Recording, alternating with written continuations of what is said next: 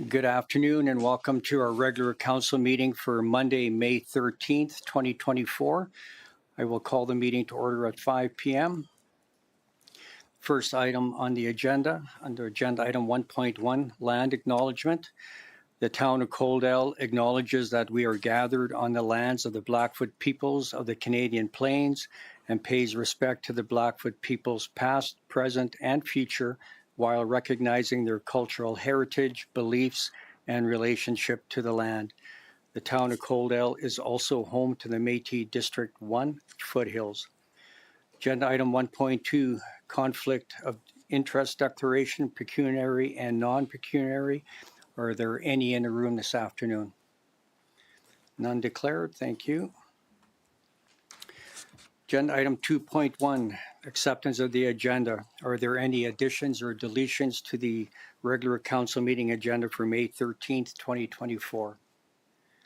Seeing none, could I get someone to make a motion that council adopt the regular council meeting agenda for May 13th, 2024 as presented? Councillor Pickering. Any more discussion? Seeing none, I'll call the question. All those in favor?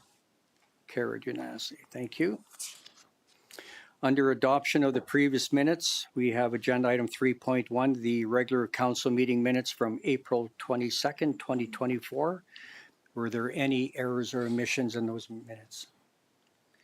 Seeing none, could I get someone to entertain a motion that council adopt the regular council meeting minutes from April 22nd, 2024 as presented? Councillor Reese. Any further discussion? Seeing none, I'll call the question. All those in favor? Carried unanimously. Thank you. Moving on to agenda item 3.2, the Committee of the Whole minutes from May 6, 2024. Were there any errors or omissions in those minutes? Seeing none, could I get someone to entertain a motion that council adopt the Committee of the Whole meeting minutes from May 6, 2024 as presented? Deputy Mayor Saylor. Any further discussion? Seeing none, I'll call the question. All those in favor? Carried unanimously. Thank you. Coming up, delegation by appointment. We have our citizen representative for the Green Acres Foundation, Roger Hohm. Welcome, Roger.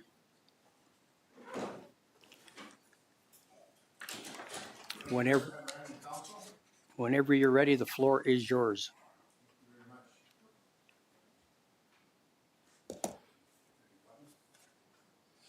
Push that one.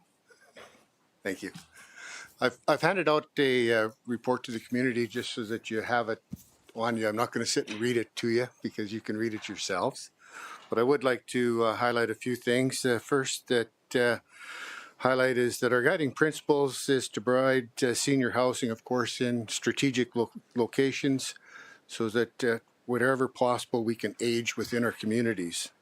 It's especially true in Coaldale, where we've got the Sunny South Manor and the Villa providing self-contained apartment styles. Then we've got the Sunny South Lodge that provides everything from designated support living to dementia units. So Coaldale, we're pretty fortunate here to have basically the complete broad range of facilities. One other thing that I'd like to bring up on that is we're also in discussions, our CAO and our committee is in some discussions with the town of Coaldale on another property within Coaldale. And it's pretty exciting that our council, or our executive and board are very excited about having that possible opportunity to build again in Coaldale. We're not number one on the priority list right now. Number one on the priority list for Green Acres Foundation right now is the Green Acres Piami Lodge in Picture Butte. The reason for that is it's about a 60-year-old building. And when we get into the lodge portion of that building, if you want to go down, two people want to go down the hallway with walkers, one of them has to step off to the side of the doorway because the hallways are too small. If you want to go into a washroom and you have a walker with you, you have to actually lift the walker up and put it into a bathtub so that you can use the bathroom. So there's a lot of upgrades that need to be done. Coaldale, we were fortunate enough to do that back, say, about 12 years ago when we added the lodge component to Sunny Cells. So that's our number one priority right now. We're in discussions with the government of Alberta because they own the facility, the lodge portion.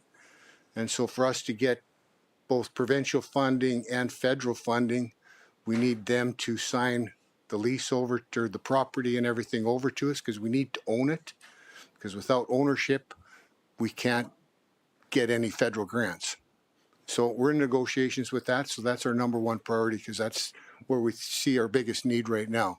If all that fails, then we start moving through the priority list. So that's one of the things that just wanted to give you a heads up. So we're not number one on the list, but we're there. One thing to keep in mind as we continue our negotiations and discussions on some of the property in Coaldale is we need skin in the game from Coaldale, where that means handing over title to the land, but it might also mean just add some emphasis to our bid for getting that new property. Might be little things like free garbage pickup, waiving of taxes or something. Some of those little things that, it adds up to some money, but it's not real big dollars to a community like Coaldale's, but it makes a big difference when we start negotiating with Green Acres on, future home for citizens within Coaldale. So just keep that in mind as we go through. So just a few of the successes that we've had in Coaldale or with Green Acres Foundation over the last year. We were voted best of the best for housing in Lethbridge again for 2023. We're pretty excited about the e-bike launch, and basically what that is an electric bike, but it's a two-seater. So that staff can put a facility or resident on the other seat and go for a bike ride. And Coaldale is designated to have one of those thanks to some dollars from Kinsman Club and others. We're fortunate enough that we're looking at buying one of those. They aren't cheap. They're about $18,000 each. So it's not something that we can just kind of run out and buy one for every single facility, but Coaldale is designated to get one of those bikes. And so hopefully we'll see some of our aging citizens getting a bike ride down Main Street and stuff. Another exciting thing that we have completed now is what we call Abbey Road Terrace. And if anybody knows the city of Lethbridge, kind of across to the south from LCI High School, there used to be an old convent, and Green Acres Foundation purchased it about 3 years ago and have converted that into senior housing, and pretty excited that it's the first stage of it is open. The second stage will be opening probably by October, November. And if you want in there, put your name on the list because it's selling out as fast as we can open up the rooms. So it's a pretty nice setup. It's strictly for basically senior housing. So you still have to be able to cook. You still have to be able to take care of yourself in it. But it is kind of an exciting thing that we're looking at. And again, in Coaldale, when we look at this new property, that may be a direction we'll go. We've gone through your needs assessment and stuff, and the chances of having another lodge set up where we have dementia units, et cetera, is pretty slim. But for just senior housing, that looks like the direction that we'll probably be going in.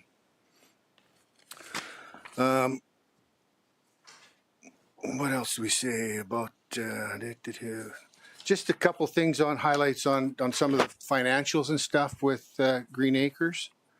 If you noticed in the lodge revenues, we didn't put the dollar figures down there, but 46% of it actually comes from the residents. There is 10% there that's requisitions, and that shows up on your property bills. It's not from the town of Coaldale. It's directly from Green Acres Foundation for that requisition. That requisition can only be used for lodges and for renovations and for new builds. So it's not for operating costs. We're very fortunate that with just the dollar value that comes in from the residents and some government support, that we don't have to look at any taxation issues for residents of any of our communities.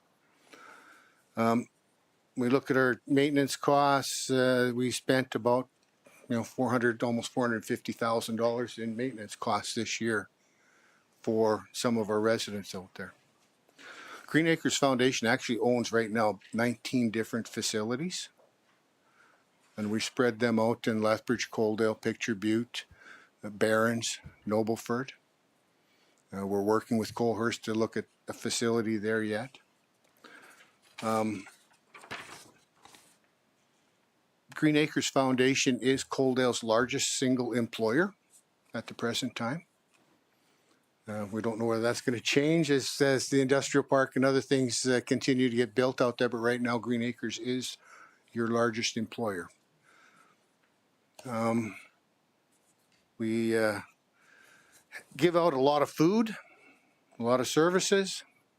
We served almost 700,000 meals in 2023, about 2,500 volunteer hours, and we have almost 500 employees. So with that, I'll just take some questions if anybody has any. Thank you, Roger. I'll open it up to members of council for questions, comments. Councillor Beekman. Thank you, Mayor, and thank you, Roger, for your presentation. Just one question. I know you said certain things like, free garbage pickup type thing would sweeten the pot. But on the whole, is there anything more substantially that we can be doing to move ourselves up the list? Or is it just that we don't have as big of a need as like Picture Butte, for instance? And is there anything that we can do to change that? Probably don't have anything else you need to do. It was fortunate that your CAO and our CAO are connecting quite closely together. You've had your needs assessment put forward. So once we decide what we're doing at Picture Butte, and we have meetings with the minister and stuff on that coming up, then the next decision will be what's next.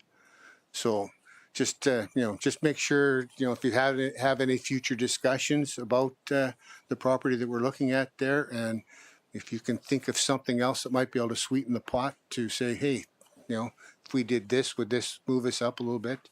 Keep that in mind during your discussions, and maybe pass that on to your CAO so he can have those discussions with our CAO. Awesome. Appreciate it. Thank you. Any other questions, comments? Roger, could you talk a little bit about occupancy for the senior homes in Coaldale? Do you have any stats for that? Yeah, actually, Coaldale is basically, if you want to look at the whole 2023, we're about 96% occupancy. So almost basically it's full except for when somebody has to move out, and we're in the process of doing the sanitization, the repainting, the cleaning, et cetera, et cetera. But other than that, we're pretty well completely full in Coaldale all the time. We're very, very lucky as far as the Green Acres Foundation to have a facility that so many people want to age within their community here in Coaldale. So again, that does add a little bit to bumping us up the list, because we have a proven track record that we're not going to build something and they won't come. Thank you. Any other questions, comments? Councillor Chapman? Yeah, thank you, Mayor, and thank you, Roger. My question to you, Roger, is in terms of the occupancy, I'm sure that your board and executive really are trying to work hard to try to keep all the residents local to the area rather than transporting them in from a longer ways away. Is that something that I can guarantee on, or? That is something that it's whenever a resident wants to go into a new facility, we have a checklist that, do they meet the age? Do they meet the requirements? Do they meet, there's financial parts of it as to where they're going to fall as far as where they're going to get government support, whether a certain percentage of their wage goes or their income goes into it and stuff. And residency is one of those checkbox. And it is actually a fairly high percent.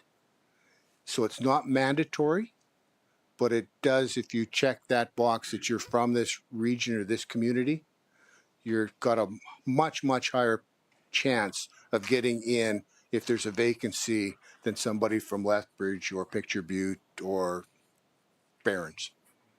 But it's not a guarantee. Thank you. So further to that question, what is the minimum requirements for a senior to be able to move into the Sunny South Lodge from an income perspective? What do they have to bring to the table as far as their income? We charge out 30% of their income.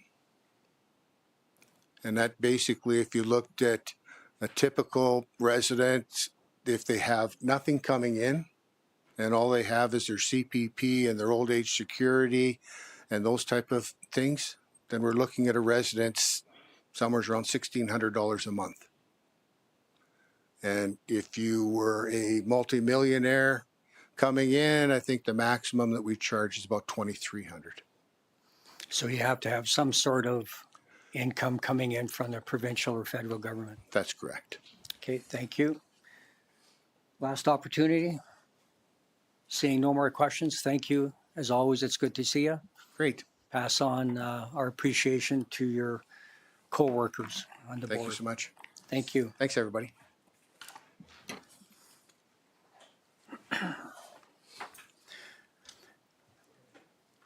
Moving down the agenda to business arising from the minutes, agenda item 6.1.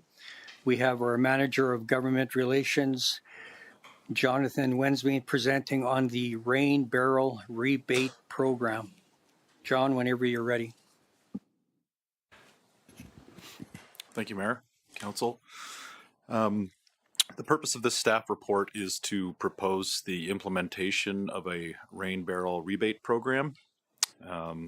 During the May 6th, 2024 Committee of the Whole meeting, Council determined that prior to the activation of any voluntary or compulsory water restrictions that the city may implement, the town should, in keeping with the city, lead by example and walk the walk and adopt a number of short-term voluntary water conservation measures, including limiting the washing of town vehicles to once every 2 weeks or longer, reducing the amount of water used for street sweeping, reducing the amount of water used to wash signs, engaging in hydrant flushing as per health and safety requirements and operational needs only, refraining from planting decorative flowers on Main Street, immediately reducing the irrigation of parks and green spaces by 10%, and then finally proposing the immediate implementation of a rain barrel rebate program. And so, as proposed, this program will provide town residents and businesses with a 50% rebate on the purchase of a rain barrel to a maximum of $50 per barrel. There will be a limit of 1 barrel per application or residence. Rebates will be given on a first-come, first-served basis until a designated fund has been depleted. And funding for this program will come from savings generated through the implementation of other water conservation measures, in particular, the reduction of irrigation of parks and green spaces.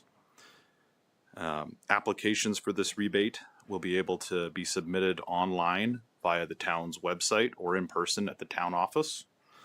And proof of purchase in the form of a receipt will be required.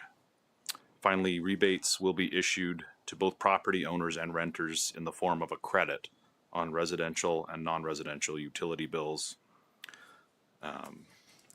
And with that, I will turn it over to Council for any questions you may have.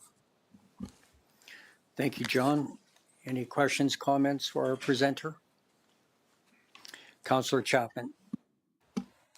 Thank you, Mayor, and thank you, John, for bringing this forward. I fully support your proposals moving forward. My only question to you is, with the rain barrel per residence, a fourplex would be able to apply for 4 rain barrels, two duplex would apply for 2 rain barrels, or would it be just per building? It would be based on civic address. So insofar as each of the units at that address are different, they would be able to apply for a rain barrel each.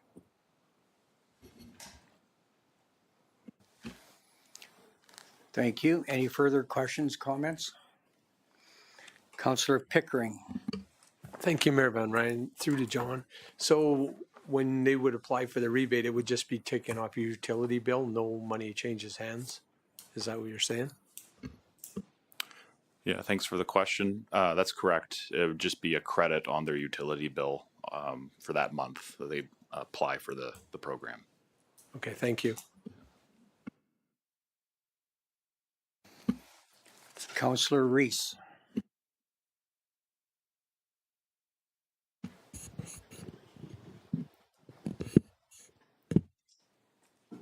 Thank you, Mayor Van Rijn. Through to Jonathan. So there's a limit of 1 barrel per application, but if a person wants 2, can they have 2, just only be reimbursed for 1? Thanks for the question. Yes, that's correct. We would issue a rebate for one of them, but of course, people can purchase as many as they want for their property. Perfect, thank you. Any other questions, comments? Councillor Beekman. Thank you. I guess just curious to know, we used to have barrels that the town would sell. Are we planning on replenishing that stock, or just people go get their own? We're not going to supply any. Yeah, thanks for the question. I know there's been a lot of people calling the town office recently to ask about this. The plan moving forward is to just issue rebates solely and to kind of get out of the procurement game of, storing rain barrels and repairing rain barrels. 100%. I think that'd be easiest. Thank you. So seeing no more questions, our resolution options are number 1, to provide $10,000 for 250 barrels, $15,000 for 375 barrels, or option 3, $20,000 for 500 barrels. Is there any appetite by anybody from council to entertain one of those motions? Councilor Reese. Thank you, Mayor Van Rijn. Would you like to do option 1, 2, or 3? I'll make a motion that council direct administration to immediately implement a rain barrel program with a program fund of $15,000. Thank you. So that would be up to $15,000 for 375 barrels. There's a motion on the floor by Councillor Reese. Is there any further discussion? Councillor Chapman. Thank you. I support the motion. However, my question maybe through to John is if there's a larger ask for rain barrels, say more than what we really anticipate. Would we be able to cover this on moving forward, or would this be the cap that we would be setting for? So based on the motion presented, the cap would be $15,000. Seeing no more discussion, there's a motion on the floor by Councillor Reese that council direct administration to immediately implement the rain barrel rebate program with a program fund of $15,000. Is there any further discussion? Seeing none, I'll call the question. All those in favor? Carried unanimously. Thank you. Thanks, John. Moving on to agenda item 6.2. We have our Director of Protective Services and Fire Chief Clayton Rutberg presenting on the Cold Island District Emergency Services Apparatus Replacement. Clayton, whenever you're ready. Thank you, Mayor and Council. Coming before you tonight to present on our apparatus replacement. So some previous council direction with this during budget deliberations this last year.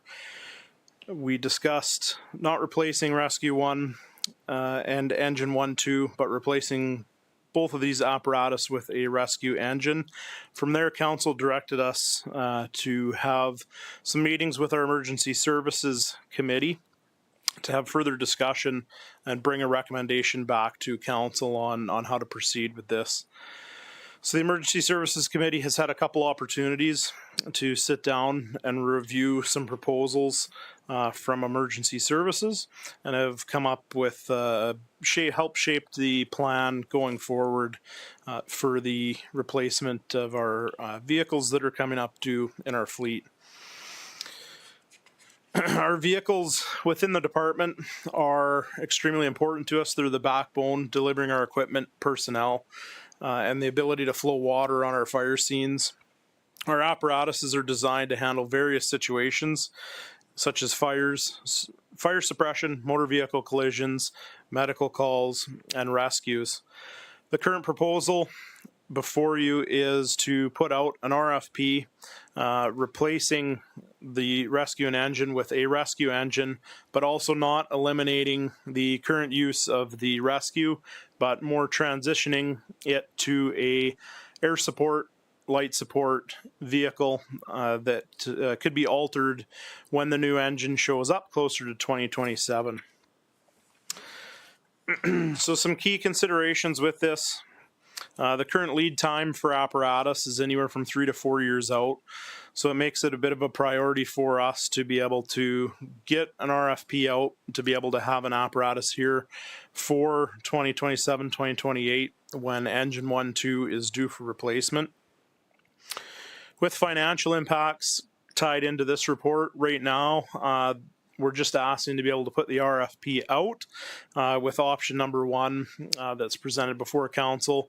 We would only be putting the RFP out, and once the RFP is evaluated, we would be coming back to council seeking approval to actually purchase the vehicle at that point in time. Thank you. Is there any questions for our presenter? I just wanted to compliment our chief on putting together the documentation that our committee reviewed when we had our meeting last week. And with Councillor Avery on the committee as well, there's lots of experience to come up with some great ideas moving forward with the replacement of this equipment. So basically then what you're looking for is just approval to go out for an RFP, and then once you come back with numbers, you'll represent to council. Thank you. Any questions for our chief? Councillor Chapman. Yeah, thank you, Mayor, and I fully support this as well. I think this is the right way to go. Your asset management program, I think, will really reveal what needs to be taking place and what we need to start evaluating and really planning for the future. So I fully support your proposal here. Thank you. Any further questions, comments? Seeing none, there's 3 options for resolutions before you. Would anybody care to entertain one of those? Councillor Beekman. Yeah, I'll make a motion for option 1, Mayor. Thank you. Councillor Beekman makes a motion that council approve first reading. I'm sorry, I got ahead of myself. Option number 1, that council directs administration to develop and issue an RFP for the rescue engine. Further to this, and once the formal results of the RFP process are known, administration will evaluate the proposals received and prepare a report for council to seek approval to proceed with the purchase. Does that meet your motion option? Thank you. Any further questions, comments? Seeing none, I'll call the question. All those in favor? Carried unanimously. Thank you, Clayton. And we just have to back up for our delegation. I omitted to ask for a motion that council receive the Green Acres Foundation delegation as information. Anybody care to make that motion? Deputy Mayor Saylor. All those in favor? Carried unanimously. Thank you. Moving on to agenda item 7.1 under bylaws and policies. We have our Chief Financial Officer and Deputy CAO, Kyle Beauchamp, presenting regarding a supplementary assessment tax bylaw. Kyle, whenever you're ready. Okay, thanks and good evening, Council. So we have the supplemental assessment tax bylaw 890-C-05-24 presented for Council's review tonight. So the supplemental tax bylaw essentially covers any property in 2024 that's completed or substantially completed in the year. The reason being is once the property tax notices come out, those properties are as of December 31st, 2023. So if a new property gets built or completed during the year, this bylaw would then tax that property later in the fall based on its estimated value. That being said, I'll turn it back over to council. We are requesting all 3 readings tonight if there is unanimous consent. Thank you. I'll open it up to members of council. Any questions, comments for our CFO? Councillor Chapman. Thank you, Mayor. I don't have any questions myself, but I would move for first reading. Thank you. There's a motion on the floor by Councillor Chapman that council approve first reading of supplementary assessment tax bylaw 890-C-05-24 as presented. Any further questions, comments? Seeing none, I'll call the question. All those in favor? Carried unanimously. Thank you.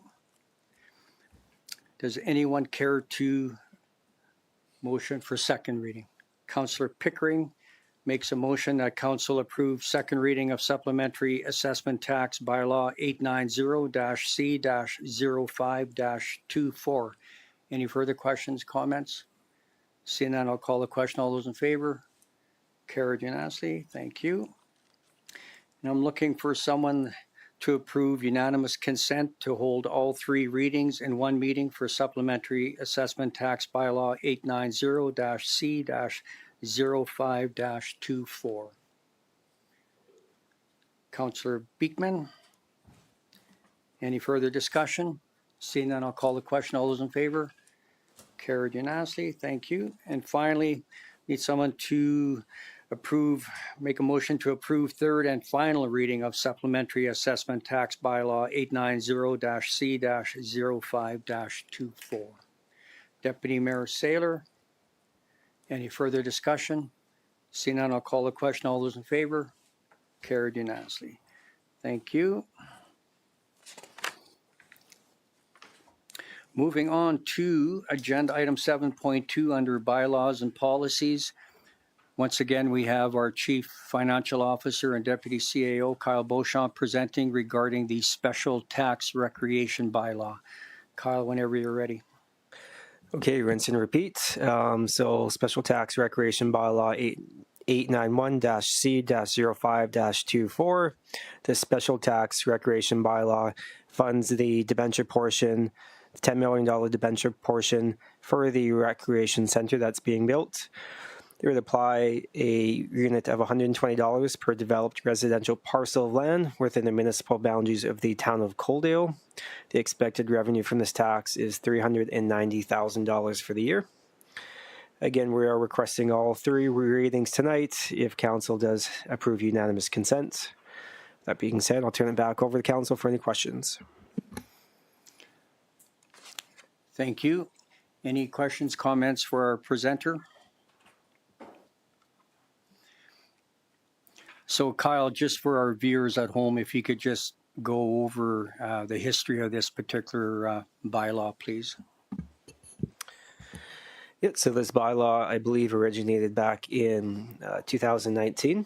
So the bylaw started again with $120 per household that was added. So this levy was added as a means to fund the $10 million design at that time for the recreation center. And so this bylaw essentially covers the majority of the portion of the debt, that $10 million debenture payment. So this levy would be required in perpetuity until the debenture is essentially paid off, which would be another 20 years at this moment.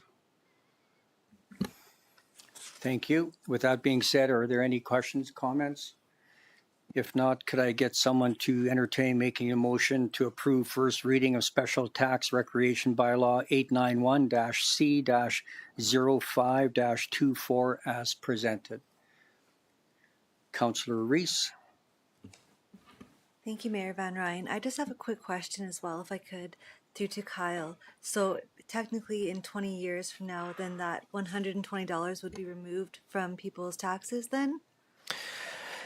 So technically the the bylaw could be removed at any year if there is an alternative funding source identified for that amount. So once the debenture is fully paid off, that expense gets removed from our budget, and that revenue is either available for a different cause or it could be not reinstated by council. Thank you. So Councillor Reese, you wish to make a motion for first reading? Sure. Is there any further discussion? Seeing none, I'll call a question. All those in favor? Carried unanimously. Thank you. Then I'm looking for someone to entertain making the motion for second reading of special tax recreation bylaw 891-C-05-24. Councillor Pickering. Any further discussion? Seeing none, I'll call the question. All those in favor? Carried unanimously. Thank you. Looking for someone to make a motion to approve unanimous consent to hold all three readings in one meeting for special tax recreation bylaw 891-C-05-24. Councillor Chapman. Any further discussion? Seeing none, I'll call the question. All those in favor? Carried unanimously. Thank you. And finally, need someone to make a motion to approve third and final reading of special tax recreation bylaw 891-C-05-24. Councillor Chapman makes that one as well. Any further discussion? Seeing none, I'll call a question. All those in favor? Carried unanimously. Moving on to agenda item 7.3 under bylaws and policies.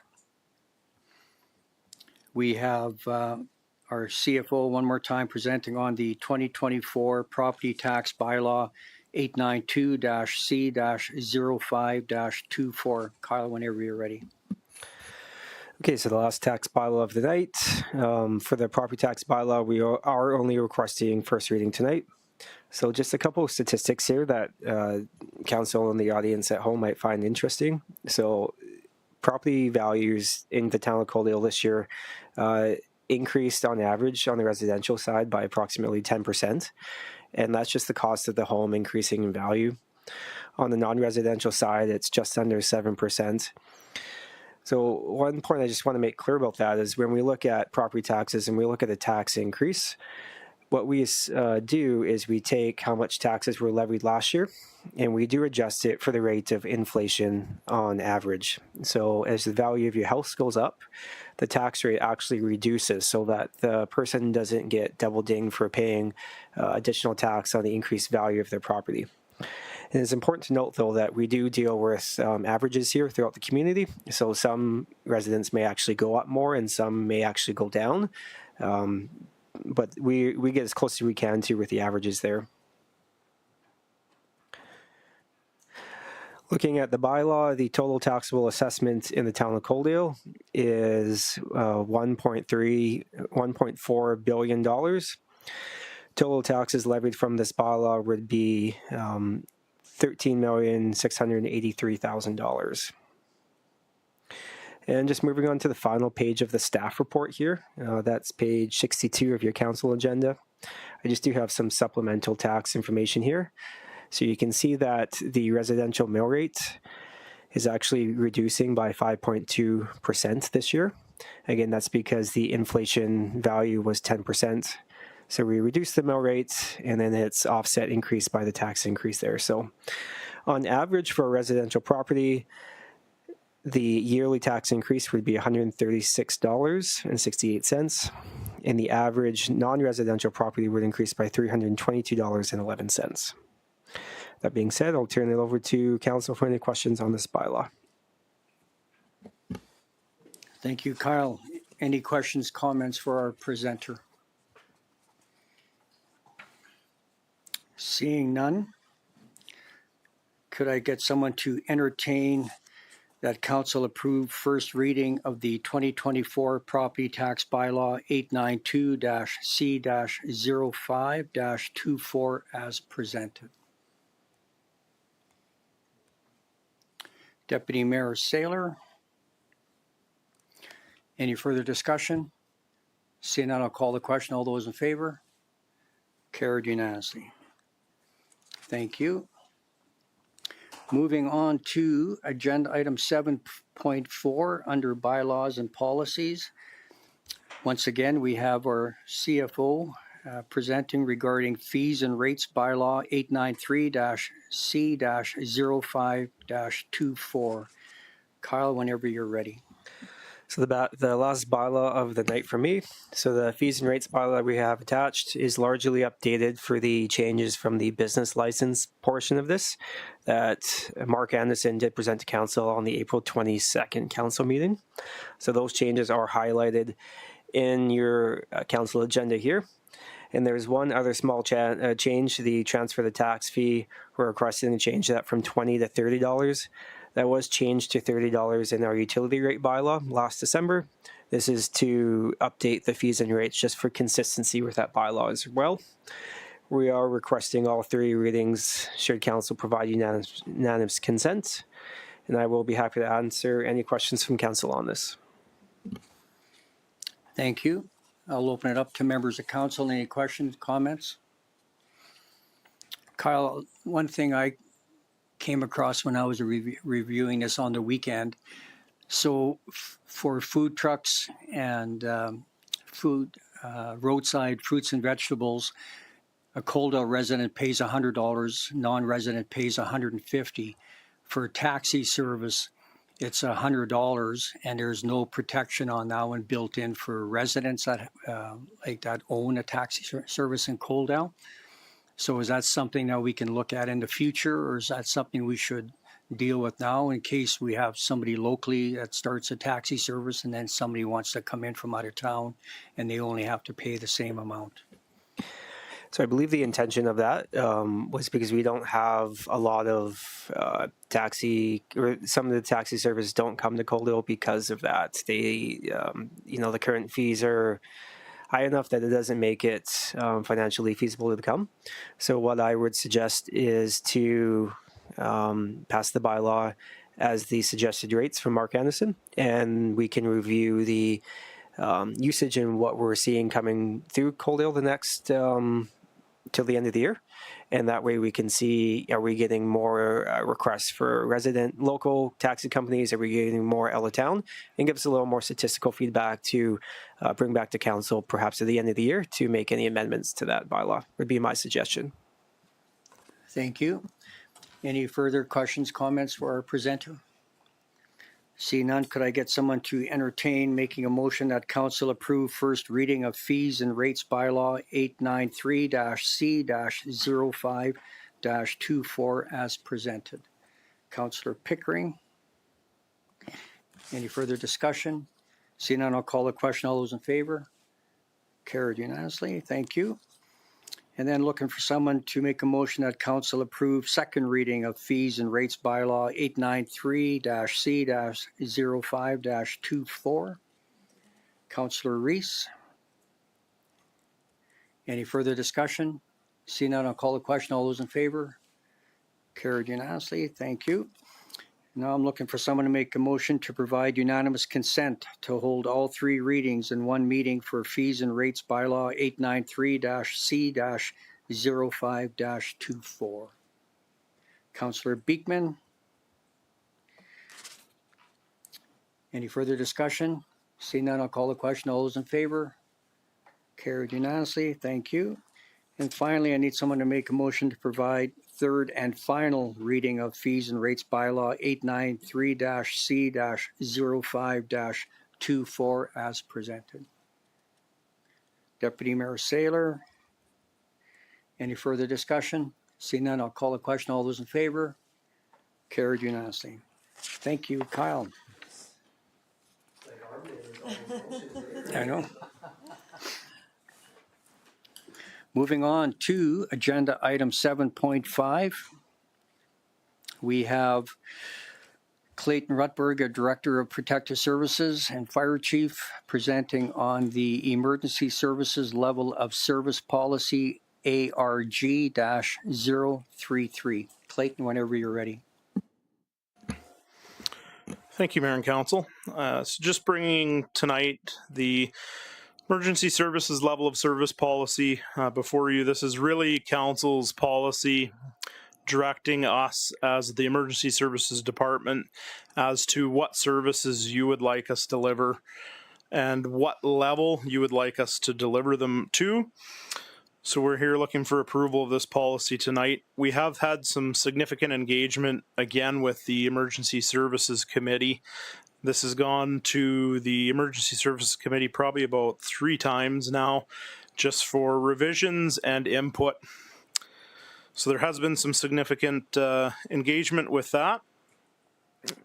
So just presenting that policy tonight to you guys with the recommendation that council approves that. Thank you. And on the Emergency Services Committee, there's the Fire Chief, our CAO, Councillor Beekman, Councillor Abry, and myself. So are there any questions for our presenter? Councillor Abry. Thank you, Mayor. Not a question, just a comment. I want to thank Clayton and his team for getting this together for council. Believe it or not, this is something I've been pushing since 2017 or 2007 for Coaldale to get. So we're only 17 years in having this. And this is a fantastic document, Clayton, and I commend you and your team. And I would like to make a first reading of this bylaw.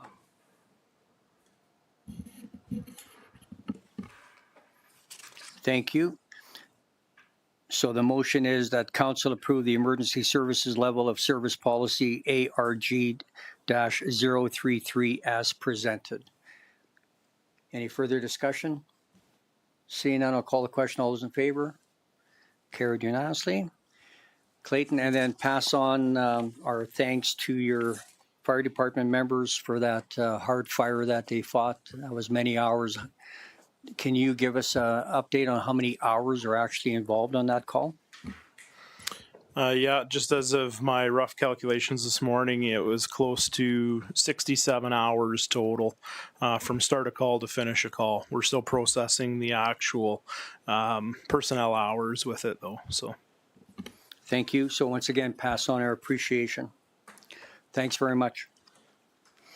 Moving on to departmental reports, we have our Director of Infrastructure, Dustin Yonke, presenting on departmental updates.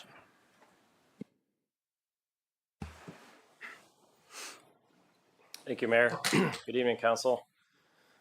I prepared a bit of a brief presentation just to give Council an update on construction projects that our department is a part of. Some of them are ongoing and some of them are upcoming.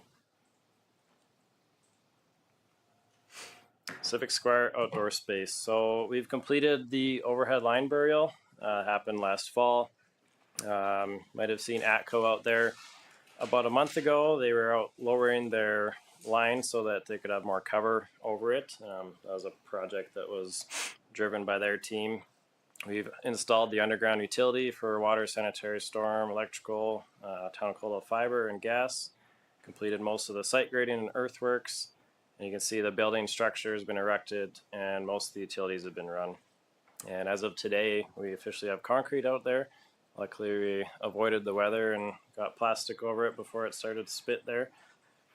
But finally starting to see some good progress happen. Just waiting on parking lot to dry up a bit more before we can get some gravel and asphalt in there. So it's a bit behind schedule where we wanted it to be, but still hoping for end of May to be having an operational parking lot. So by the end of June, you also see the building exterior finishing happening, and then 19th Street and 18th Street restoration. And then starting this week and next week, we'll have the crews coming to start put in the refrigerant lines and the rebar for the ice slab itself.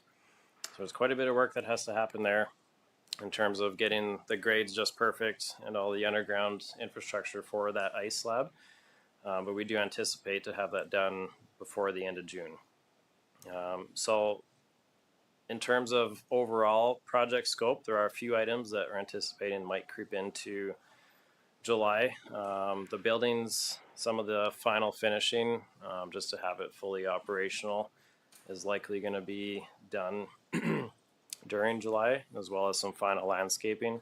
So working with our crews to help the construction team with Ward Brothers do a lot of the landscaping. That was part of one of our cost savings measures. So trying to work around their crews to have our crews in there is a bit of a logistical concern, but overall in the end, it'll save us quite a bit of money and give us a product that we're happy with. And then the last thing that'll happen is the ice rink refrigeration equipment. Obviously this isn't very critical until it gets cold enough to have ice, but the commissioning for that will occur in the fall. And just some progress photos. It's kind of hard to show current progress when there's so much happening, but these are from last week. A bit of moisture out there. The top right there, you can kind of see all the flags of all the underground utilities, but that has been a pretty significant challenge with construction, is that there are a lot of underground utilities back there. So just a lot of extra time and consideration required. And you can see the inside of the building there. We got steel frame studs up, and they'll be starting drywall and finishing in the next couple of weeks here. Moving on to the potable water reservoir pump station upgrades. We posted a pre-qualification on the Alberta Purchasing Connection and had 12 bidders who were all successful in moving forward. And then just last week we posted the tender package for construction services, and that's scheduled to close on May 30th. So from there, we're hoping to award a contract in June and start construction late June with total completion in Q4 of 25. So a lot of the concrete work that's required is challenging to do when it's cold. So they're going to get a lot of the earthwork done and then as much concrete as they can without doing significant amounts of heating and hoarding over the winter. And then in the spring, they can get all of the concrete work done. Well, just for information's sake, a lot of the concrete is precast as well. So the columns and the roof of the reservoirs will actually be precast concrete. And that's a cost savings measure, as well as primarily a cost savings because it's a lot quicker to install. And these are some renderings that our consultants provided for us. So it's just a bird's eye view looking at the reservoir site from 18th Avenue. So it'd be 30th Avenue on the right-hand side, or 30th Street, I should say, on the right-hand side of the tree line there. But this is just kind of a rough idea of what the intent of the design will look like. So there's trees surrounding the property on each side street, kind of give a visual break. And then you can see the building offset back there. We have to have a fair amount of room for turning vehicles in there to get a crane in there if we ever have to access the pumps.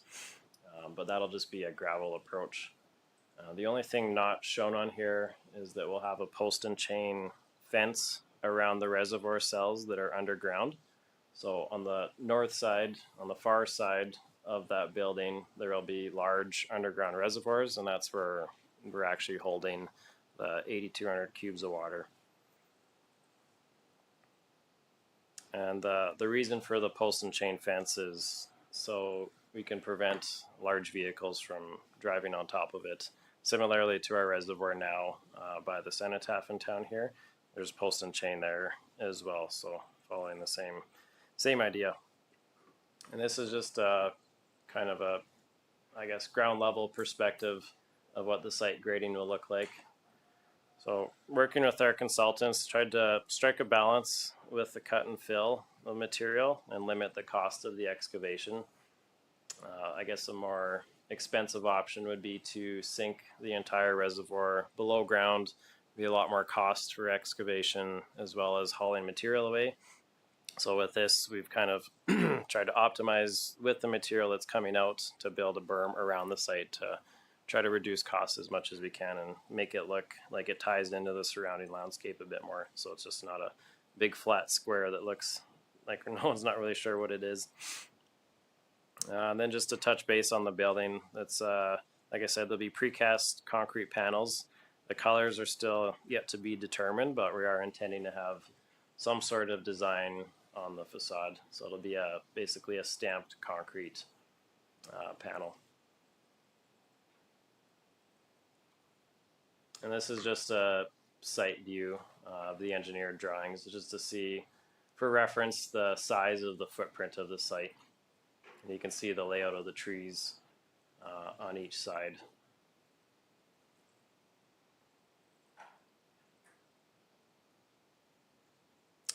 Eastern Industrial Transmission Pipeline Project is a project being undertaken by Lethbridge County to supply McCain Foods with increased water supply to satisfy McCain's processing plant expansion, which they're planning to be operational in Q1 and 25. A key scope item of this project is the hot tap tie-in to the existing city supply line upstream of the town's pressure reducing station along Township 94. The Lethbridge, or sorry, that should be Township 92. The Lethbridge Regional Water Services Commission will take ownership of this section of pipeline, given that it's an extension of the existing supply line and is required for both the town's project as well as the county's project. And the reason being for our project is that our pressure reducing valve will be located inside of our new pump station, and the existing pipe past our pressure reducing station doesn't have the pressure capacity. So essentially, we're partnering with the county to install a section of pipe from our current pressure reducing valve station to the new reservoir station, and it's shown here on the next page. So that circled section is the section that we're partnering with the county. So that section is largely installed already. And then the big coordination piece between the town and the county on behalf of the commission is the hot tap tie-in. Just given the pressure of the line and the size of the hot tap, it is a unique situation. It's something you don't see very often for the size of diameter of hot taps. So it's definitely a high level of coordination between the town and the county, making sure that everything's being properly taken accounted for.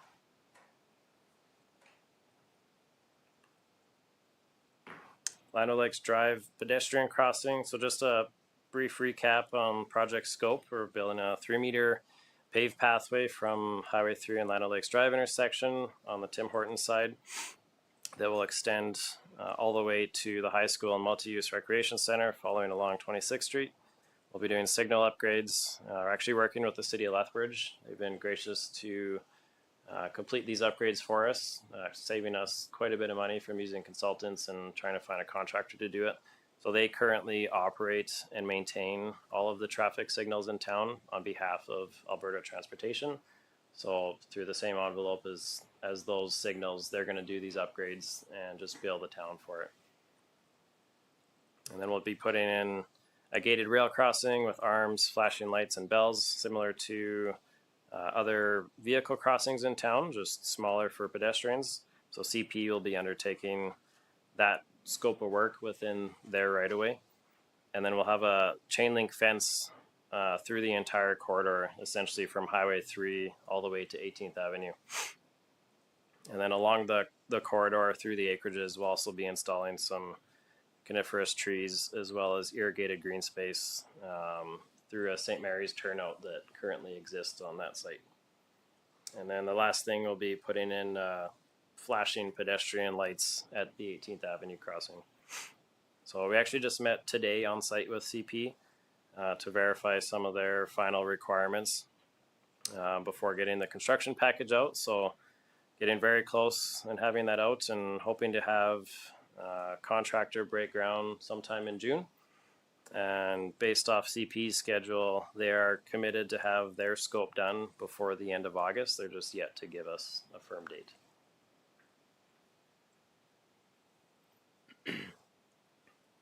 So following up on the pedestrian crossing leads to discussions around the speed limit.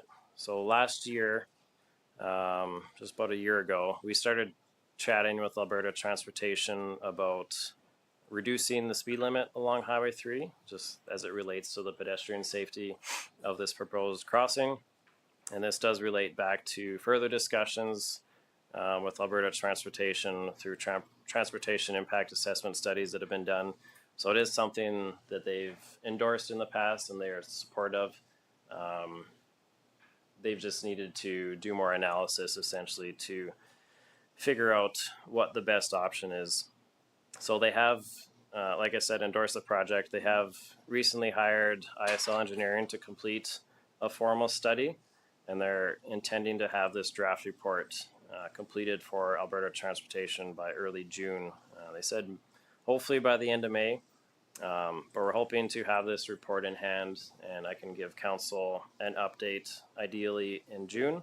And then the anticipation is that we could have changes to the speed limit as early as July. So once it's reviewed and accepted, just want council to know that might be aware in the past that there has been quite a lengthy process of us engaging in conversations and the speed change actually happening. And they've ensured me that this won't happen in this situation because essentially they're in support of it, whereas it's not just an operational request, it is an actual safety consideration. So they are capable of making a temporary change to the speed while the process goes through where essentially it's submitted to the Minister of Transportation for formal approval. So typically that process does take upwards of a year, but they've assured me that we don't have to go through that typical process.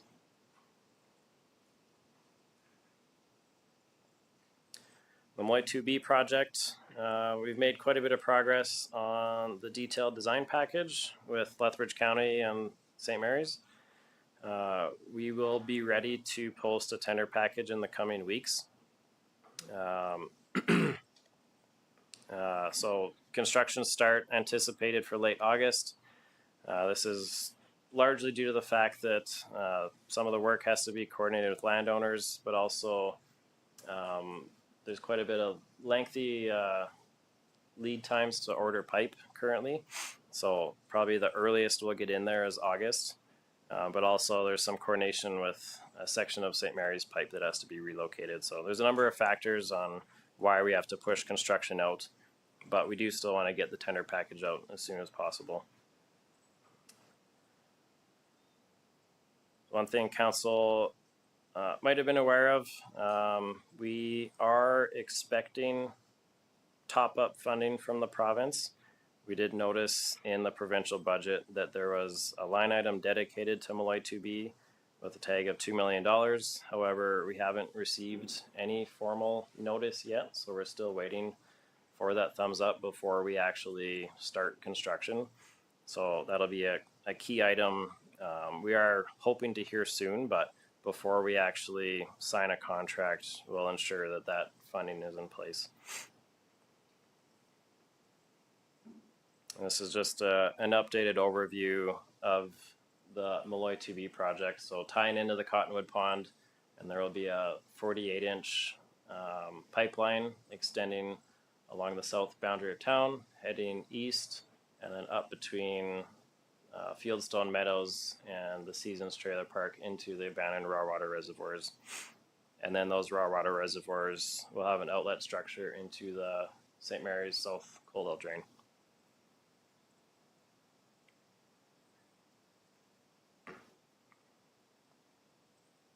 The other stormwater projects is, I guess, just south of the Cottonwood Pond. So this was originally part of the Molloy 2B project when it was first proposed, and we've since removed it from the scope to allow our grant funding to fully cover the cost of the pipeline and raw water reservoirs. So this project currently isn't funded, but we have submitted funding to the feds through their DMAF program. Still yet to hear any announcements through the program, but if we are successful, we can expect up to 40% funding towards an estimated $5.3 million project. We're also looking at applying to a newly announced provincial funding program called the Drought and Flood Protection Program, and it's anticipated to provide up to 70% funding towards the project cost. So ideally, we could get the federal and provincial funding and stack them similarly to the Molloy 2B project, where we have ACRP and ISIP funding, which could hopefully cover up to 100% of the project costs.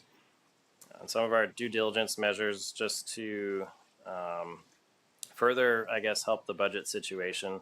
is we're trying to work with some local developers and contractors and rough grading that pond site. So basically bulking out material that they're interested in having for development and for projects. And then it essentially reduces the future cost of excavation on our end. So we're still working through some of the logistics of that, but we are hopeful that we can strike a balance that works for the town as well as developers and contractors so that they can use the clay for their projects and we can reduce our project costs.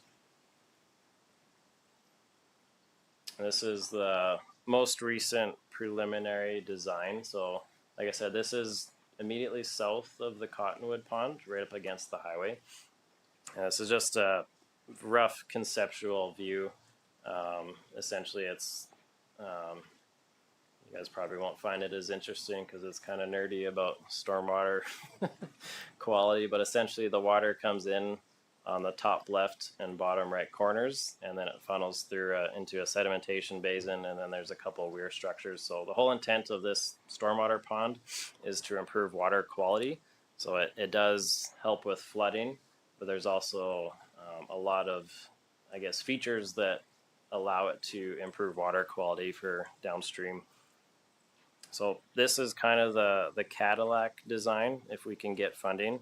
And part of the reason we're leaning towards this is that when you have these measures, part of the design is that it's a lot more, I guess, ideal to get funding. You're a lot higher likelihood to get some of the funding grants. So we're starting with the Cadillac, and then we'll trim back if we need to for budget purposes. Some paving in the industrial park along 12th Avenue we're still planning to do this summer, so between 8th Street and 11th Street.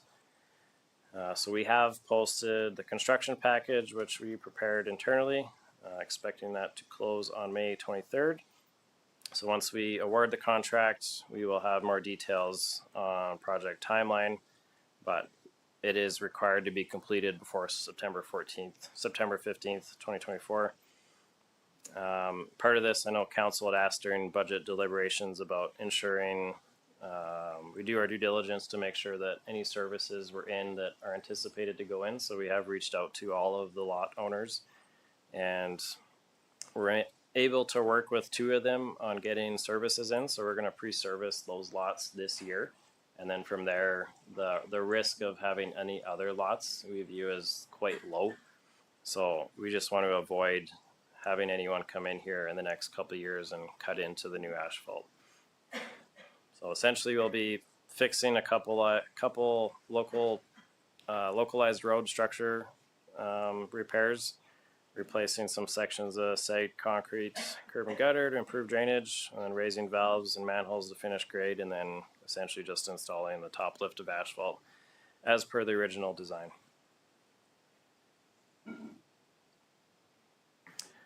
Lastly, this is one of our regional projects, not quite as involved in the day-to-day, but I'm part of the technical committee. Council does have a financial stake, so I wanted to provide an update. Phase 1 has been substantially completed as of April 10th. When Phase 1 was originally tendered, it was realized there was a $15 million shortfall on the entire project, so to complete phases 2 and 3. Since finding out this news, the MD of Tabor has submitted top-up funding requests to the province, in which they are successful in receiving $10 million of additional funding so far. However, this still leaves $5 million of funding shortfall. So currently, the steering committee has agreed to move forward with phase 2 first, given that that's the biggest bottleneck in the system. You can see on this drawing here, so phase 1, as I said, has already been completed. Phase 2 is the next most costly section and is the biggest bottleneck in terms of getting water out of St. Mary's main canal into the river. So basically the plan is to put the remaining eggs in that basket, and then continue to lobby to complete phase 3, lobby for additional funding to complete phase 3. That's all I have for construction projects, but I'm happy to answer any questions. Thank you, Dustin. That was a lot of information to digest. So for questions, we're going to work our way back up again. So we're going to start with the Horsefly Regional Emergency Spillway. Is there any questions, comments for that one? Seeing none. The 12th Avenue top lift paving. No questions on that one. And then the South Colda Regional Stormwater Management Facility. Any questions for that one? Councillor Chapman.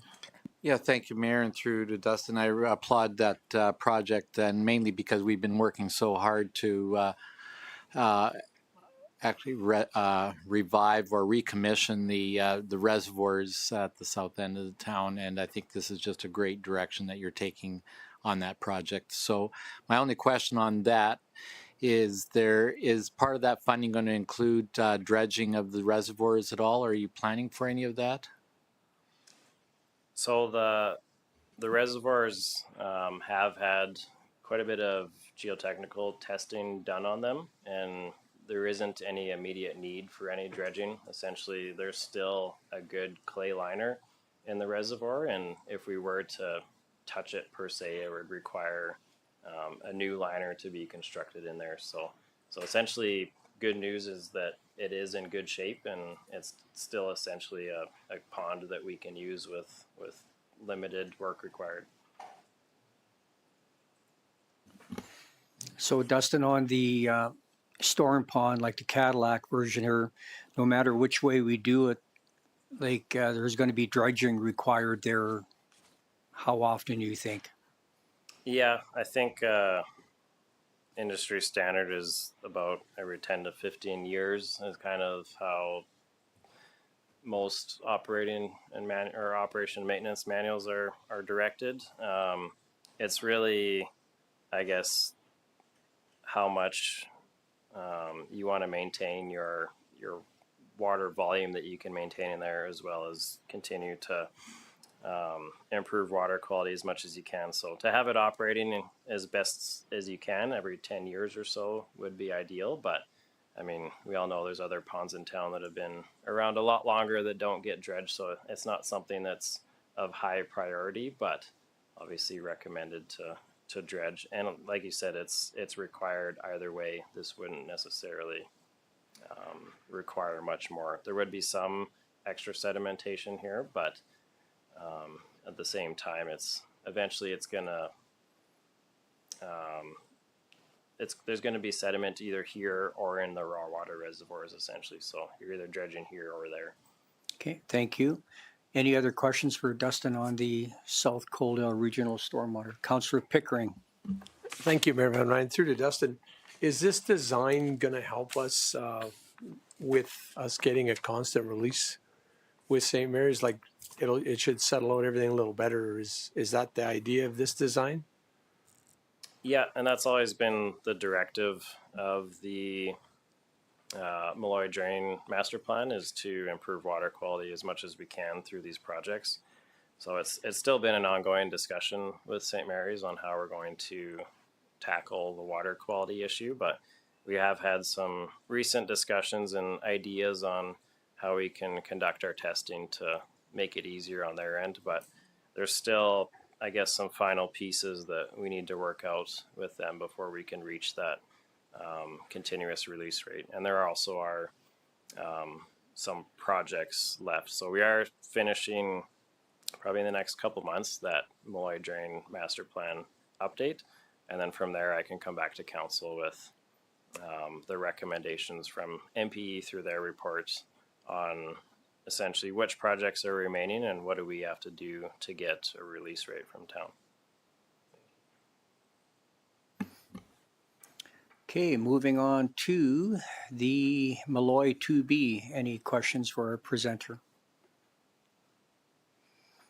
Dustin, the way that you're going to be going through the seasons with that pipeline, like what does that entail going through all that developed area? Yeah, that's a great question. So there is a drainage right away through the back of those lots, and there's actually a fair amount of room off of the back of lots to where a built-up berm and pathway is on the, I guess, the east side towards the Seasons. So the pipeline will actually be closer to the Fieldstone Meadows residents. So we've already engaged with them, notified them of the project, and there will be some sod restoration required, but it's pretty minimal in terms of the impact, just given that how big of a right of way that already exists through there. Thank you. And just to clarify, everything drainage-wise will be all gravity for both those ponds? That's correct. Yeah. Okay, thank you. Moving on to the Highway 3 speed limit. Any questions, comments on that one? Councillor Chapman. Yeah, thank you, Mayor. This is something I've felt was important since we started with the 30th Street development, and I'm hoping that this will solve a number of problems with speed differences along the highway. And I believe that the town of Tabor has already established 60-kilometer speed through town. So I'm hoping that transportation looks at that as well and sees what they can do for Coaldale. But I really fully support this speed limit reduction. I've been hearing quite a bit about it already. Moving on to the Land O'Lakes Drive pedestrian crossing. Any questions, comments on that one? Dustin, I just have a question. I've asked this before, and I just need a reminder of the answer. So with the CP rail crossing, there's going to be chain link fence from 18th to Highway 3, but between 30th and Highway 845, we're not going to funnel the kids to have to cross at that particular site, or they can jump the tracks anywhere they want. So as part of this project, we aren't installing that fencing. Some of those acreages already do have back a lot fencing, and then with the I guess dense tree brush through there, we think it's pretty unlikely. And also looking at the quickest path of travel is that this pathway does align directly with the rec center. So if they were to cut across and jump one of the neighbors' fence, we, I guess, are of the opinion that a chain link fence probably isn't going to stop them either. But further to that, that's not saying that we couldn't do it in the future. So I guess administration's view is that if it's considered to be needed in the future, is that there are funding opportunities through transportation grants that could potentially cover the cost of that. So we could always add it in the future if necessary. Okay, thank you. Any further questions on Land O'Lakes Drive pedestrian crossing? Seeing none, moving up to the Eastern Industrial Transmission Pipeline. Any questions on that one? Dustin, what's the pressure going to be when it reaches McCain's? That's a good question. I actually don't know that. I know when it comes into Coaldale, it's about 120 psi, but yeah, I don't want to say because I don't know the number. Okay. Councillor Chapman? Yeah, thank you, Mayor. Two questions. Dustin, the blue line that you're showing on the map there is, I'm just curious as to why it goes west or east, straight east from the pump station or from the reservoir. Hot tap connection goes east and then it goes north instead of going straight north from there. Maybe I'm not a technical person, but it just seems like going into town and then going north. Yeah, no, it's a fair question, and the short answer is because that's where the road right away is. Okay. So for them to go north from there, it would have been a lot of land acquisition. My second question, Mayor, if I may, is with regards to the Water Commission. Is there going to have to be a sign off between the town, along with the town and the county, to the Water Commission for the commission line, or is that already purposed in? This will just be an extension of the existing infrastructure. So through the county's capital project, essentially, this will just be another extension of the existing maintenance through the agreement. Okay. Moving up to the potable water reservoir and pump station upgrades. Any questions on that one? Seeing none. Moving up to the Civic Square outdoor space. Councillor Pickering. Thank you, Mayor Van Rijn. So Dustin, will this be completed by Summerfest for us to use? I mean, I know the ice, probably refrigeration won't, but will the basic Civic Square be complete? The dates I underlined here, I guess I was trying to set our targets. End of June being summer games, and then end of July being Summerfest. So it is, as of their current schedule, the plan to have everything done for Summerfest. Obviously, weather happens and all the rest. So as of their current schedule, as I've seen it, it is planned to be done before the end of July. So it's definitely, they're being pressured to have it done for Summerfest, and they're aware that it's our desire to have it done for them. So they're doing everything they can. Thank you. Any other questions? Dustin, and through to our CAO, maybe prior to our next committee of the whole meeting, we could take council for a walk back there, get a closer look at what's going on, arrange that with a contractor. Yeah, for sure. We can definitely do that. Okay, that concludes Dustin's presentation. One last chance, questions, comments? Councillor Chapman. Thank you, Mayor. Just a quick question through to Dustin or our CAO. The renovations at the pool, were they part of your work, or is that Russ Tanner? Okay, thank you. Seeing no more questions, I was remiss, Dustin, at the last council meeting, we wanted to congratulate you on getting your professional engineering designation. So congratulations. Thank you. Appreciate it. Okay, moving on to council and committee reports. Agenda item 10.1. We have Councillor Dale Pickering giving us a verbal update on the Gem of the West Museum, where he is our council representative. Thank you, Mayor Van Rijn, and thanks, Council, for letting me update the town on what's going to be happening this year at the Gem of the West. So on May 4th, we had our opening day, and we used a theme as called the Cowpoke Days. It was entertainment for all ages of groups that were there. We had jugglers, magicians. We also had a famous animal there, a goat named Boots that could do 29 different tricks, I guess you could say. And it was a big success. We had lots of people out. We've started already planning for our next event happening in June. It's going to be a murder mystery dinner and fundraiser. So I hope we can attract a lot of people out to this one. Sitting down looking at, there's going to be a potential sawmill demonstration through the summer. The board has already looked at having Dennis Shigematsu presentation. He's traveled around the world and he does different aspects of looking at fundraising. And then we're also planning our fall auction fundraiser.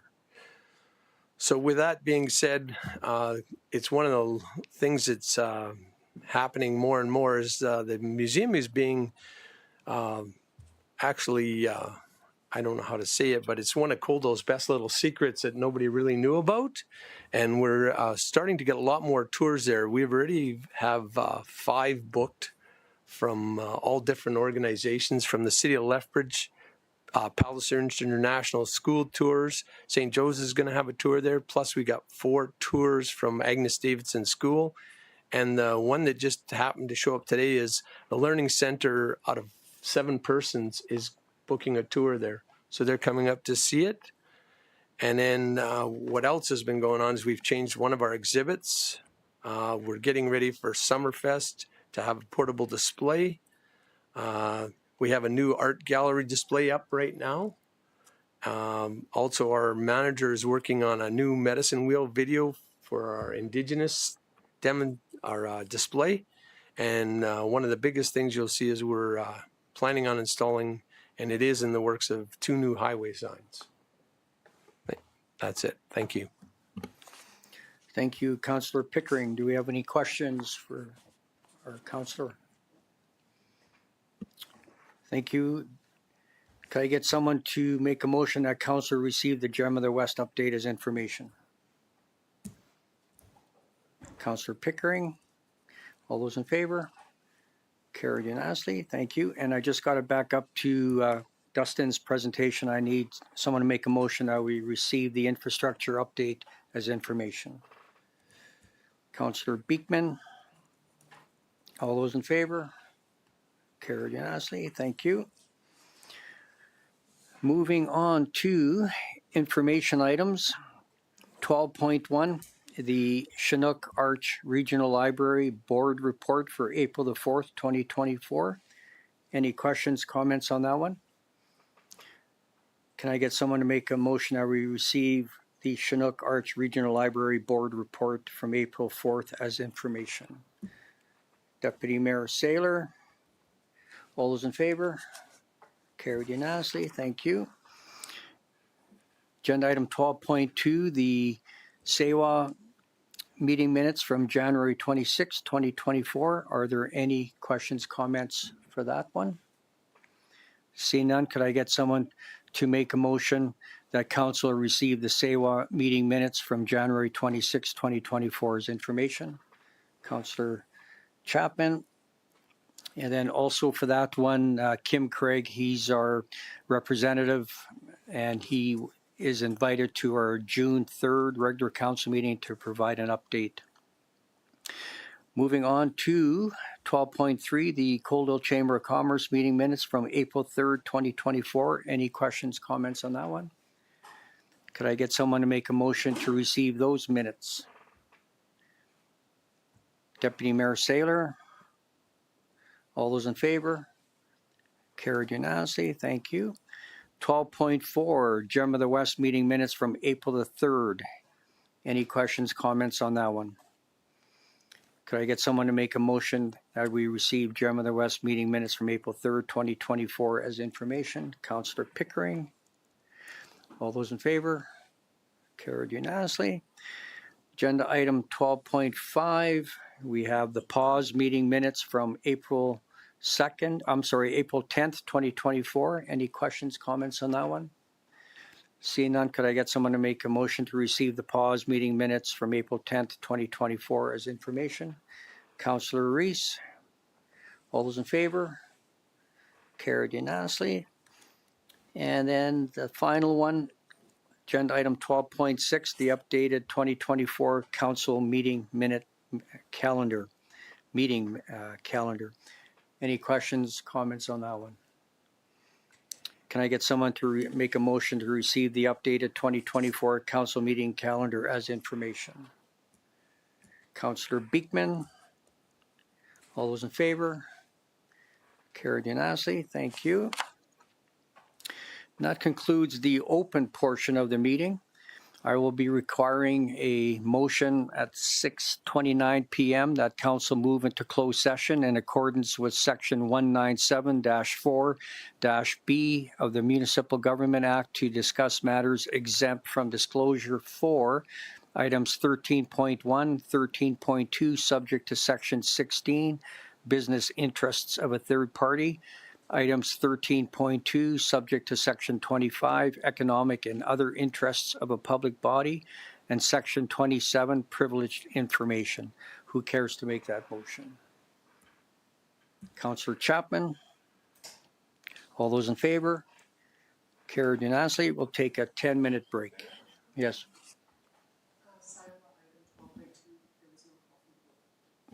Oh, I'm sorry. The motion that we received the SEWA meeting minutes from January 26, 2024. That was made by Councillor Chapman. All those in favor of that? Carried unanimously. Thank you. Lana, we'll take a 10-minute break.